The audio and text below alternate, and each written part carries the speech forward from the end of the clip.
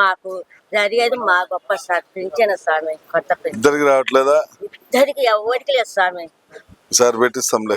ఇక్కడ చేయి దెబ్బ తగిలింది. ఎందుకు? వాళ్ళు అట్ట పోయే వాళ్ళు అట్ట వెళ్ళిపోయారు. ఇద్దరు పిల్లలు ఉంటే ఇద్దరు ముసలి వాళ్ళమే స్వామి.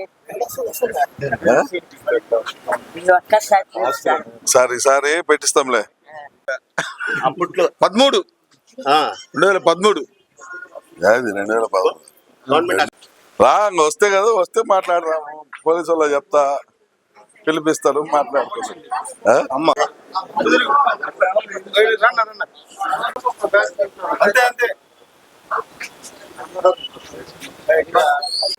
ఈరోజు పెన్షన్ల పండుగ జరుగుతా ఉంది. మార్కాపురం జిల్లా వ్యాప్తంగా ఉదయం 6 గంటల నుంచే పెన్షన్ల పంపిణీ కార్యక్రమం ప్రారంభమైంది. మా మార్కాపురం పట్టణంలో కూడా ఈరోజు ఉదయం 6 గంటల నుంచి ఈ కార్యక్రమం ప్రతి వార్డులో కూడా జరుగుతూ ప్రతి ఒక్క కుటుంబంలో పెన్షన్ తీసుకుంటున్న ప్రతి ఒక్క కుటుంబం కూడా సంతోషంగా ఉండేటువంటి పరిస్థితిని ఈ ప్రభుత్వం తీసుకొని వస్తూ ఉంది. ఈ పట్టణంలో 5,930 పెన్షన్లకు గాను సుమారు 2,65,28,000 రూపాయల పంపిణీ అనేది ఈ 1వ తారీఖు రోజున 10 గంటల్లో పూర్తవుతా ఉంది. అంటే ఈ ప్రభుత్వం ఎంత చిత్తశుద్ధితో పనిచేస్తుంది అనే దానికి ఇదే ప్రధానమైనటువంటి నిదర్శనం.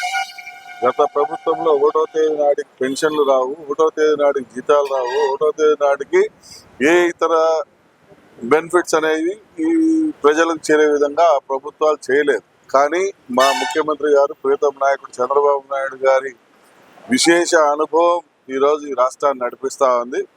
40 సంవత్సరాల తన సుదీర్ఘ రాజకీయ అనుభవంతో ఈ రాష్ట్రాన్ని ముందుకు నడిపిస్తూ ప్రతి ఒక్క కుటుంబంలో సంతోషంగా ఉండాలా, ప్రతి ఒక్క కుటుంబం బాగుపడాలా.